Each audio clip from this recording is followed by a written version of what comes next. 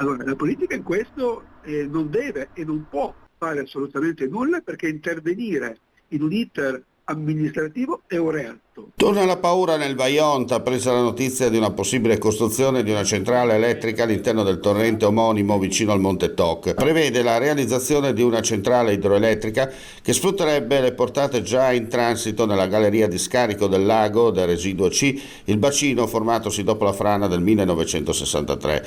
L'acqua verrebbe intercettata poco prima dello sbocco della galleria, convogliata attraverso una condotta posta in un pozzo verticale e utilizzata per alimentare turbine installate in una centrale realizzata in caverna alla base della forra del Vajont.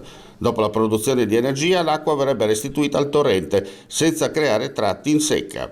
L'iniziativa è erede di un progetto del 1996 mai realizzato, anche per le forti resistenze incontrate dalla comunità locale colpita dalla tragica onda assassina provocata dalla frana del Monte Toc alle 22:39 del 9 ottobre del 1963, che cancellò in meno di 5 minuti Erto, Casso e Longarone. Mi dicono che sia tutta interna alla roccia, quindi non si vede, quindi impatto paesaggistico zero.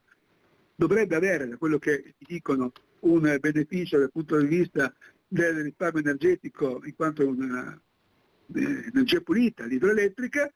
L'accordo va fatto anche e soprattutto con il Veneto in questo caso, e quindi mi risulta che anche il sindaco di Erto e Casso sia d'accordo.